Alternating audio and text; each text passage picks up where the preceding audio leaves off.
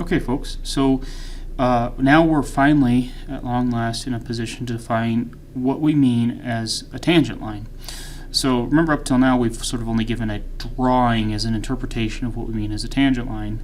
Now we're ready to say that the line tangent to a function at a point P is the line that passes through that point P with this slope. The slope is defined by this limit right here.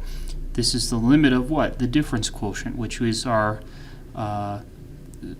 slope of the secant line between our point P and some other point on the curve, but what happens to the distance between 2 points? The distance of the 2 points goes towards 0.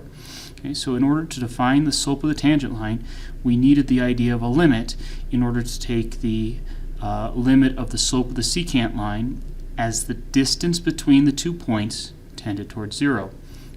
Now, of course, we've already seen examples in Chapter 2 where limits didn't exist. So this is not something I will always be able to do. I will not always be able to compute the slope of a tangent line at a point, and we'll explore that more when we get to section 3.2. So do not forget, in the definition part of the slope of the tangent line, we always need to say, provided the limit exists. Okay? So here we go. For number 10, we're going to go ahead and look at the graph of this function right here, negative x squared plus 10x minus 7. And we're asked to find the slope of the tangent line to the curve at this particular point. So I'd like you to go ahead and label this point. So let's see here, this would be the order pair 4 comma f of 4, but we can actually figure out what those coordinates are. We find that that's actually 4 comma what? Well, that's 4 comma 17. Then we're asked to go ahead and draw the tangent line to f at P, so let's do that. So we've got our tangent line here. Now I'm asking you to guess at the slope for this. So pause the video, take a look at what you think the slope of this line might be. You might be able to identify some points that you think it's passing through, although you're not certain, but take a guess at the slope. For example, your guess should be a positive number, for sure, not a negative number, but pause the video and say what you think the slope should be.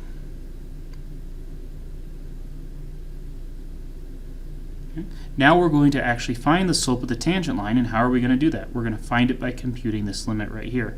So the slope of the tangent line is equal to the limit as h approaches 0 of f of 4 plus h. Well, what would that be? That would be negative parentheses 4 plus h quantity squared plus 10 times 4 plus h minus 7.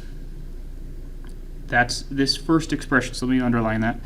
This first expression right here is me simply evaluating the function f at 4 plus h. So everywhere I saw an x in my expression for f, I plugged in 4 plus h. Okay.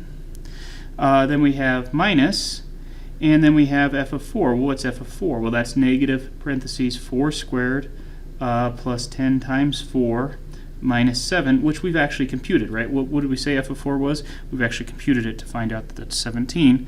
But let's just go ahead and point out what we've done. So this expression right here is just f of 4.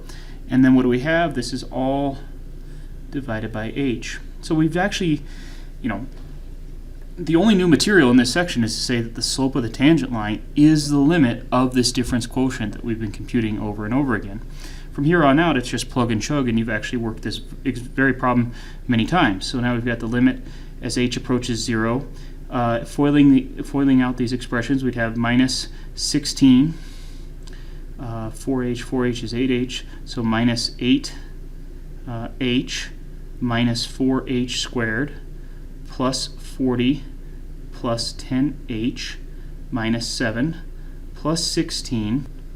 This would be a positive 40, but then we've got a minus sign, so minus 40, and then plus 7 all over h. As I may have mentioned before, we know that we're on the right track when if this function's a polynomial, when all of the terms that don't have h's in them end up canceling out. And sure enough, we see, yep, we're on the right track. Okay, so that's just a nice little bookkeeping trick to let you know that you're doing things well. Then we're left with the limit as h is approaching 0 of minus 8h minus 4h squared plus 10h, all divided by h. And we can go ahead and factor out an h here. And so we get minus 8 minus 4h plus 10, and this is still in the limit as h is approaching 0. So now we can apply the direct substitution property. So we get minus 8 minus 4 times 0 plus 10, which gives us 2. Whew, a lot of work. What have we just computed? We've just computed that the slope of the tangent line, which is determined by this particular limit, came out to be 2. So after all that work is said and done, we've just found that the slope of this tangent line is 2. So go ahead and write a sentence describing what we just did here. I just said it about computing the slope of the tangent line. And let's go ahead and continue. So it turns out that this isn't the only way we can represent the slope of the tangent line, and we have an alternative definition. Okay? And we've already looked at this before. We've seen that we have two different ways of representing the slope of a secant line. And so if our secant line is determined by a limit, we have two different limits that give us the slope of the tangent line. Okay? So the line tangent to a function, called f of x at the point P, which is given by a comma what? How would I find the corresponding y value? It'd be f of a, is the line P with this slope given by this limit here. And of course we have to add the expression provided the limit exists, because you've already seen examples of functions where limits don't exist, which means we cannot compute the slopes of tangent lines for all functions. But as long as this limit exists, then we will call that limit the slope of the tangent line.